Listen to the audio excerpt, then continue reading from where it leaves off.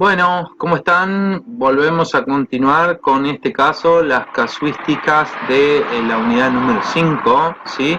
Los procesos de complejización sociocultural, y vamos a ver en este caso la complejidad sociocultural en Sudamérica, ¿sí? Vamos a hacer un hincapié obviamente en el área andina central. Algo les he mencionado sobre las tierras bajas, aunque no puedo avanzar mucho más allá porque bueno, eso lo van a ver con otras materias, como en el caso de arqueología de Argentina, ¿sí? Pero bueno, en el caso del área andina central vamos a ver lo que se conoce como las civilizaciones andinas y estas jefaturas precerámicas, ¿sí? Algo para mencionarles anterior al tratamiento de los contenidos es de que estas jefaturas precerámicas son muy llamativas debido a que, como vimos en el caso del tema de la unidad número 4, ¿sí? Del tema 4, es de que muchas de estas organizaciones sociopolíticas son de la costa del Perú y que poseen la capacidad de criticar este concepto de formativo, ya que carecen de la tecnología cerámica, ¿sí? Pero bueno, vamos a ver que hace unos 3000 años antes de Cristo, ¿sí? Se construyen estructuras monumentales en varios sitios costeros cuyos tamaños implican la coordinación de un gran número de trabajadores, lo que justamente solo pudo conseguirse por medio de una clara organización social y política que obviamente tiene que haber tenido un grado de complejidad interesante. Esto es lo que nos plantean investigadores como Michael Mosley. De todas maneras, nosotros vamos a observar algunos trabajos que justamente debaten estas ideas. Mosley lo que sugirió es de que estas sociedades complejas justamente son el germen de la civilización andina, y acá estamos parados plenamente dentro de este posicionamiento neoevolucionista, y que son la base de la economía. Y que la base de la economía justamente no fue la agricultura, sino la recolección eficiente de recursos marinos. Sin lugar a dudas, esto es lo que nos sugiere es de que estas formas de organización de jefaturas tienen que haber tenido una diversidad bastante marcada frente a otros casos, y que sin lugar a dudas encontraron en la monumentalidad una suerte de instrumento de reproducción del orden político interno, ¿sí? Muchas de estas organizaciones poseían grandes estructuras, probablemente ceremoniales, y centros con poblaciones residentes de por lo menos más de un millar de personas, ¿sí? Más de 1500 personas, y que a su vez estaban rodeadas por diversas aldeas, ¿sí? En estas zonas se van a destacar los sitios monticulares de Badurria, en el río seco Áspero, ¿sí? Que tiene una edad calibrada de 2800 a 2600 antes de Cristo. En lo que se conoce en la sierra, hubo centros ceremoniales. Uno de estos fue el de Cotosh, que está acá, ¿sí? En el valle del río Guayaga, que es este, ¿sí? Con una fase temprana de 2400 a.C.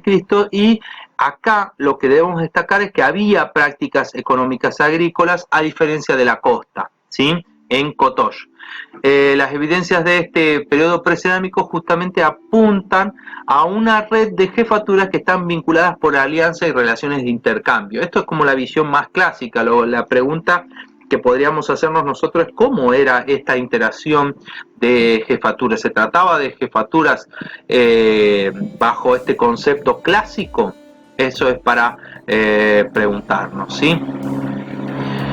Acá tenemos una imagen de Cotosh, ¿sí? Esto es parte del sitio. Bueno, quizá por ahí para ubicarlos un poco, este es un pequeño recinto que se le ha armado a un patio hundido, que es una de las estructuras clásicas de este periodo, ya vamos a ver cómo la forma que tienen. Estos son partes de los recintos, muchos son subsuperficiales, es decir, que estaban por debajo del nivel de superficie y tenían la techumbre que lo sobresalía, ¿sí? En estos, lo que se destaca en el sitio de Kotosh, igual a otros que se observan, son estas tipos de características arquitectónicas que se conocen como hornacinas, que son pequeñas cavidades dentro de las paredes, ¿sí? Acá hay una reconstrucción tridimensional de estos sitios, ¿sí? Como el templo es uno de los lugares más conocidos, que es el templo de las manos cruzadas, ¿sí? En Kotosh, creo que tengo una imagen, bueno, ya no la tengo acá, después las voy a poner en el apunte de lectura del aula virtual, ¿sí? Pero vemos una reconstrucción en el cual el templo de estas manos cruzadas que están acá, ¿sí? Posee un ordenamiento del espacio bastante marcado, ¿sí? Con un fogón central, hornacinas seguramente para ubicación de objetos que tienen que haber vinculados con el culto, ¿sí? Y que marca una diferencia bastante característica, es que es un espacio cerrado, un espacio privado y un espacio pequeño que es obviamente que marca un acceso diferencial al culto, ¿sí?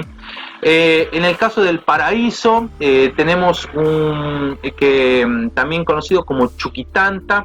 Está ubicado a 2 kilómetros de la orilla del mar y consiste en una serie de 13 a 14 montículos de mampostería que está derrumbada, pero que sin lugar a dudas constituían grandes plataformas escalonadas que se elevaban por una altura de 3 a 6 metros. La más grande mide 250 por 50 metros. Si ustedes se ponen a pensar, es casi acá hay una pequeña reconstrucción, no sé si observan acá, pero voy a pintar con rojo. Acá está una persona, ¿sí? Parada a un lado de esta estructura, y las más grandes tenían 250 metros, ¿sí? Por 50 de ancho, ¿sí? Lo cual hacía que sean estructuras masivas. Las tres edificaciones mayores forman un complejo que está un complejo que está en una forma cuando se observa en planta, en una forma de U, es decir que los complejos están de esta forma, así, así y así, ¿sí? Uy, perdone, vamos de vuelta, perdón. La estoy dibujando de planta, ¿sí? Una plataforma así, otra plataforma así y otra plataforma así, ¿sí? En forma de U, ¿sí? Que esto es algo que se va a mantener por bastante tiempo como forma de construcción, cual se abría consistía en el templo, que estaría en la 2 elevada alrededor del patio, en el cual justamente se abriría en el extremo opuesto al templo, ¿sí? Fíjense, este es uno de los sitios, este es el más común, el de Huaca el Paraíso, ¿sí? La que se conocía como Huaca el Paraíso. Fíjense, esta está reconstruida y esta no. Acá hay, bueno, un grupo de visita guiada. Lamentablemente, acá miren la masividad del sitio, ¿sí? De Huaca el Paraíso. Fíjense la masividad de estas grandes estructuras, ¿sí? La altura que se eleva por más de, en algunos casos, de 20 metros, ¿sí? Dentro de estas estructuras, ¿sí? Sí, de esta estructura.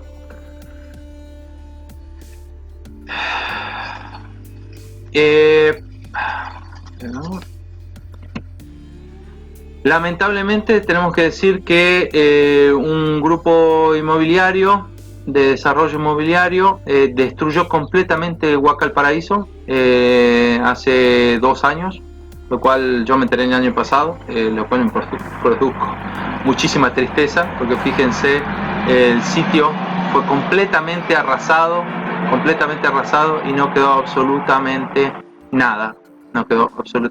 Una completa y total tristeza, porque bueno, nos habla de algo que arqueólogos e historiadores tenemos muchísimo que ver, que es el patrimonio cultural, ¿sí? Pero bueno, esto estaría buenísimo para hablarlo y también para opinar sobre el patrimonio cultural arqueológico, histórico, a fin de cuentas, de, por ejemplo, el caso de La Rioja, ¿no? Bien, acá un par de imágenes más de cómo quedó, todo completamente destruido. El sitio de Huaca, la Florida, ¿por qué no se muestra? Bueno, el sitio de Huaca, la Florida. Nada, el sitio de Huaca, la Florida, que no sé por qué no reacciona. Huaca Las Aldas, ¿sí? Huaca Las Aldas. No, el sitio de la Florida es porque tengo una animación que va a estar en el aula virtual para que lo observen. El sitio de Huaca de las Aldas, que me parece sumamente gráfico para mostrar el patrón arquitectónico de estas grandes estructuras. Fíjense, está acá para que lo observen. Es esta la estructura principal, ¿sí? Está acá. Acá está de vuelta este patrón en U, ¿sí? Ya se lo vuelvo a dibujar. El patrón en U de esto, ¿sí? El patrón en U, en este caso está abierto aquí y aquí. Un patio hundido, un patio circular hundido, que es algo que se va a destacar desde estos momentos de estos jefaturas tempranas más adelante, ¿sí? Otra vez acá y una plataforma ceremonial acá y demás. Esto es muy interesante que para que se lo hagan notar, porque una de las cosas que en este caso, incluso en el caso de Huaca Las Aldas, en Las Aldas, lo que se manifiesta sobre todo es la orientación geográfica que tiene este sitio, ya que tiene una orientación geográfica justamente que está alineada con los fenómenos de traslación y de ubicación del Sol, ¿sí? Y de ciertos astros, ¿sí? Sobre todo con esta alineación frente a los solsticios, ¿sí? Lo cual nos habla primero del surgimiento de estos especialistas, de estos primeros especialistas que se empiezan a separar de los linajes y que tienen que ver con el papel del culto como orientador y cohesionador de las diferencias y de las desigualdades internas dentro de estas organizaciones. De todas maneras, esto se complejiza más cuando pensamos en la inversión de trabajo, la coordinación de política frente a esto y el papel del culto, ¿sí? Bueno, vamos a continuar. Acá, bueno, una imagen de Las Aldas. Fíjense las características geográficas. Acá está el patio en U, ¿sí? Allá está la estructura con un acceso y en escalinata, ¿no? Allá en lo más bajo, más alto y continúa, ¿sí? Realmente estamos observando que hay estructuras que son masivas, los cuales nos llevan a preguntarnos sobre la organización de estos tipos de sociedades y la puesta en referencia de que no se trataban de sociedades que no tenían agricultura, ¿sí? Bueno, Sechín Alto también, como es el caso de El Paraíso, de Chuquitanta, de Las Aldas, comprendía también 6 plataformas escalonadas con complejos de plazas y templos en las cúspides. La plataforma más grande mide 200 metros por 300 en base y está elevada a 35 metros de altura. En el caso de Moxeque, una de las plataformas masivas medía 160 por 170 en su base y tenía 30 metros de altura. Enormes recintos rectangulares se unían a esta plataforma y uno de ellos contenían varios cientos de habitaciones dispuestas a lo largo de las calles, ¿sí? Para que se den un poco de magnitud, es casi, si ustedes se fijaron, el módulo 5 hasta el rectorado de la UNLAR, más o menos esos tendrían el tamaño de uno de los complejos de Sechín Alto o de Moxeque, ¿sí? Las Aldas, Moxeque y Sechín eran los centros de dice Mosley, uno de los pequeños estados teocráticos hacia el 150 antes de Cristo. Y acá yo se lo estoy justamente dando para justamente poner en consideración este tipo de organizaciones. Se trata de pequeños estados teocráticos, estamos hablando de que se tratan de organizaciones sociales, sociopolíticas, con institucionalización de clases y de jerarquías. Realmente es una pregunta que por mucho tiempo se mantuvo latente y que hoy en día la tenemos presentes y es material de discusión, ¿sí? El colapso supuestamente de estas jefaturas o estados, fíjense la forma en que se lo trata en la bibliografía clásica, y de las sociedades semejantes como hay en el Valle de Moche, en Supe, en Chillón, ha sido justamente atribuida a la intrusión de culturas más militaristas que se establecieron en el Cerro Sechín alrededor del 1000 años antes de Cristo. La verdad, esto hoy en día tiene que ser más estudiado justamente a la luz de diferencias en cuanto a la interpretación de las organizaciones sociopolíticas, ¿sí? Fíjense, acá tenemos el sector residencial norte, esto es Pampa de las Llamas, donde se encuentra la pirámide de Moxeque, que está acá, ¿sí? La plaza Enú, el sector residencial, ¿sí? El sector residencial y la Huaca A. Fíjense lo que es el tamaño de la Huaca A, ¿sí? Fíjense lo que es el tamaño, a ver si esto lo veo. Esto es la pirámide de Moxeque, ¿sí? Esta es la pirámide de Moxeque, que ha sido, estos huecos que van, estas depresiones acá son, lamentablemente son acción de huaqueos, o sea, de saqueadores, que la mayoría, estos de hecho, de acá es donde viene la palabra huaca, y huaqueros, o sea, que gente que roba, se dedicaba a saquear estos y iban justamente a las huacas a buscar oro y objetos para el tráfico de bienes, ¿sí? Fíjense ahí la vista de la pirámide de Moxeque, ¿sí? Este es desde la plaza central. Fíjense el tamaño de esta estructura, que sin lugar a dudas tiene que haber tenido una reconstrucción parecida a esta. Tiene en los bordes unos frisos en los cuales se observan diferentes tipos de decoraciones, ¿sí? Que nos hablan justamente de un poco de la organización social y también de partes de los rituales, ¿sí? Acá está una imagen del complejo de Sechín Alto, ¿sí? De Sechín Alto. Fíjense, esta parte, solo esto tiene 300 metros, ¿sí? Realmente es muy impresionante. Acá hay una imagen de supuestamente de los momentos donde se observa los sacrificados. Estos son todas personas que han sido seccionadas, ¿sí? Supuestamente guerreros derrotados, ¿sí? Guerreros derrotados en estas estelas líticas, ¿sí? Que muestra también el grado de belicosidad y de enfrentamientos que poseen. Estas obviamente son cabezas, ¿sí? Cabezas cercenadas, ¿sí? Y acá es donde vemos también las figuras de los señores, ¿sí? Las figuras de los señores, ¿sí? Con báculos, ¿sí? Y en las cabezas cercenadas, ¿sí? Las cabezas cercenadas de lo que serían los opositores derrotados. Después tenemos el caso de Chavín de Huántar. Chavín es uno de los casos de complejidad y de estas jefaturas. Incluso algunos llevan a Chavín a hablar de un estado, y vamos a esto. Para esto vamos a analizar la bibliografía clásica, como el caso de Lara, y que resume un poco la bibliografía clásica, y como el caso de Tantaleán, de uno de los trabajos más recientes en este sitio, para ver nuevas interpretaciones.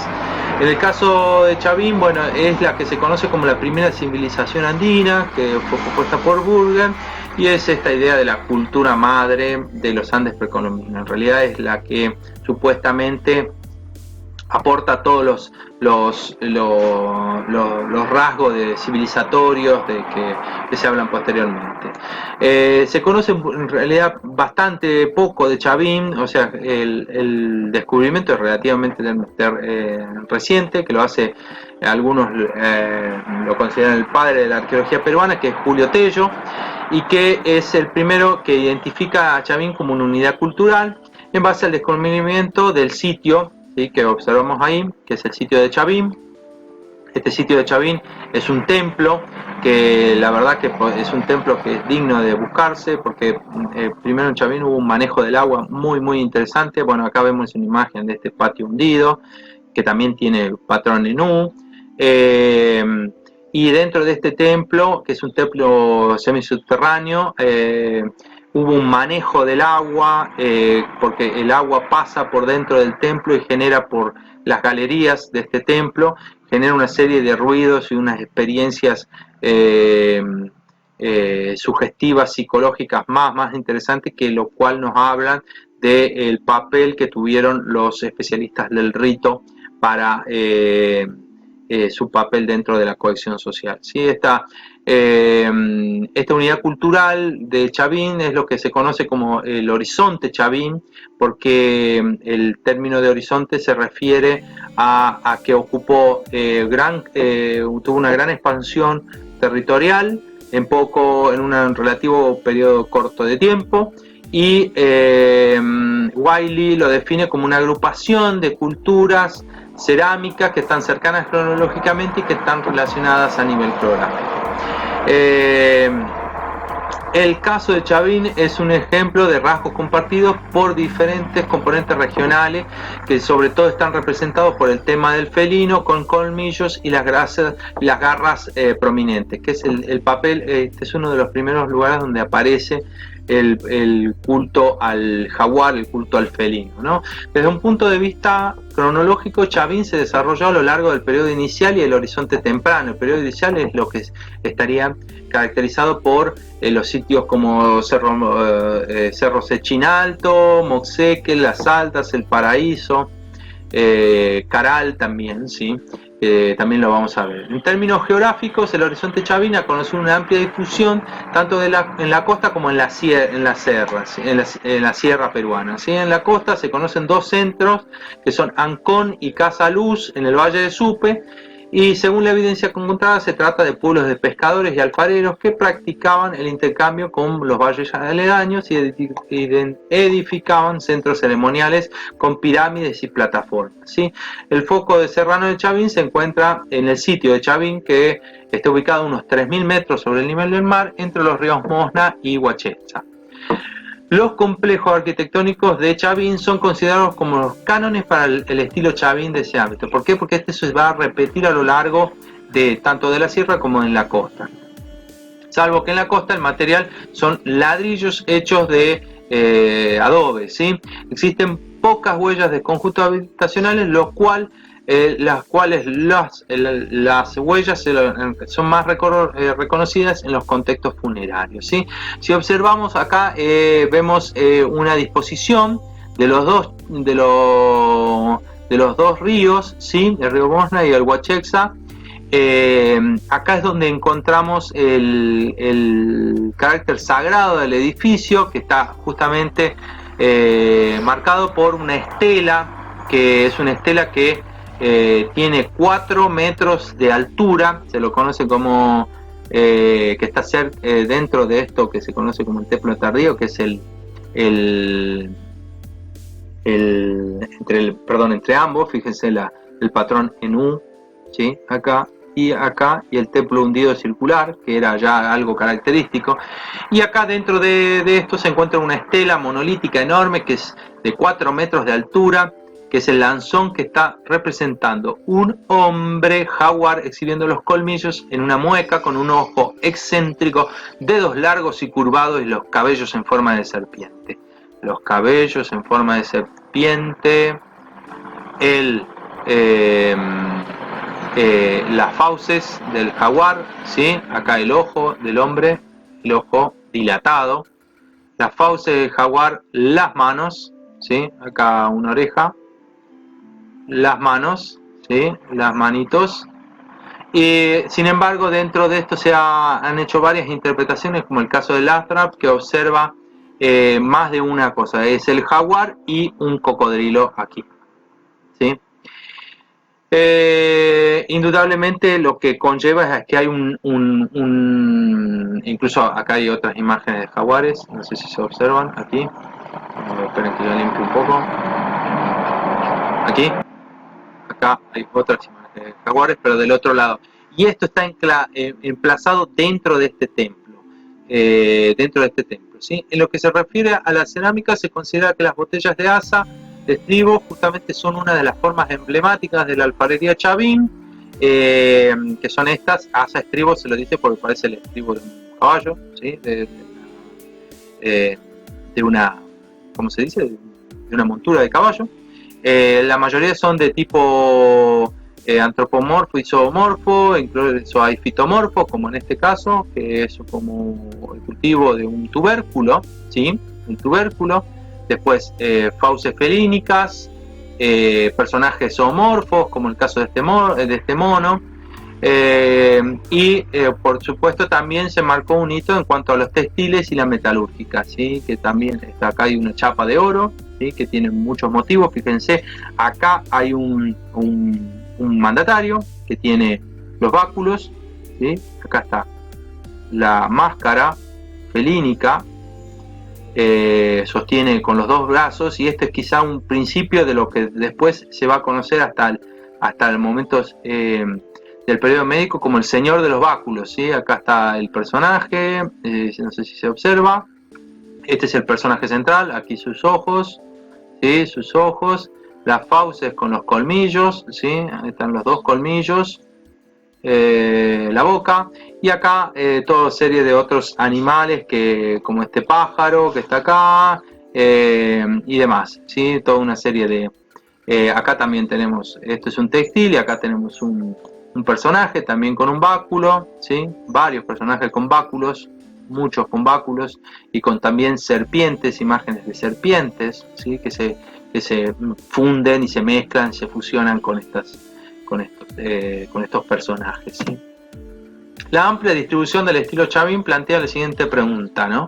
¿Qué grado de unificación económica, social y política e ideológica refleja la rápida difusión de este estilo artístico? Bueno, por lo general, lo que se ha asumido es que la dispensación del arte y la arquitectura de los templos en realidad es el reflejo material de la expansión de un culto religioso que está basado en este dios de los báculos, ¿sí? Porque si uno observa el área de difusión de Chavín tiene que ver con esto, ¿no? El área de la influencia probable, pero lo que todo esto plantea es que más que de tratarse de un tipo de sociedad, se habla más bien de un culto o de un sustrato religioso compartido por las diferentes facciones políticas, ¿sí? Porque ¿cómo fue posible justamente que estas culturas aparentemente distintas adopten estos rasgos característicos de Chavín? Bueno, principalmente hay dos hipótesis. La primera se inclina a esta visión religiosa e ideológica de Chavín, mientras que la segunda lo que promueve es una perspectiva política y explicaría los niveles de expansión alcanzados por Chavín. Lumbreras desarrolla la propuesta de Burgel al proponer que el Horizonte Chavín fue un movimiento de carácter político y religioso, ¿sí? Que floreció entre el 500 y el 100 a.C. a partir de justamente de una coyuntura regional de desarrollo que se benefició de la intensificación de los contactos interregionales, ¿sí? La combinación entre el desarrollo agrícola y el excedente marino favoreció la aparición de urbes con en este caso, urbes es utilizado como una forma de asentamiento, aglomerado urbano, pero esto tiene implicancias más grandes que vamos a ver posteriormente, ¿sí? Con especialistas principalmente en artículos artesanales, en bienes artesanales, y sacerdotes que estaban consagrados a la realización de calendarios agrícolas o calendarios que en cuanto al acercamiento y el alejamiento, a la disponibilidad de recursos marítimos, ¿sí? Esto permitió también el surgimiento de estas sociedades complejas que estaban dirigidas por estas élites, ¿sí? Esta coyuntura del desarrollo económico y de las redes de intercambio habría asimismo favorecido la circulación de ideologías y sería dentro de este contexto que el horizonte Chavín se define. O sea, otra de las cosas que marca Lumbrera es de que Chavín tiene una posición estratégica de contacto al estar en la sierra entre los pisos ecológicos más bajos, ¿sí?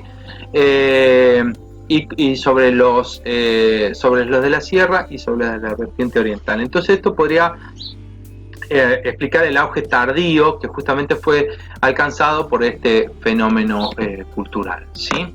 Bueno, hasta acá llegamos un poco en cuanto a la casuística de estos grupos con complejización sociocultural de la región andina. Baste decir de que hay muchísimas preguntas que tienen que ver primero con este grado de complejidad, hasta qué punto representan estados tempranos, ¿sí? O estos early state, estos estados, organizaciones estatales, o si estos están representando otras formas de organización sociopolítica que no estamos percibiendo por estar influidos justamente dentro de este pensamiento tipológico de las jefaturas, ¿sí? Bueno, continuamos después con los casos de el área mesoamericana.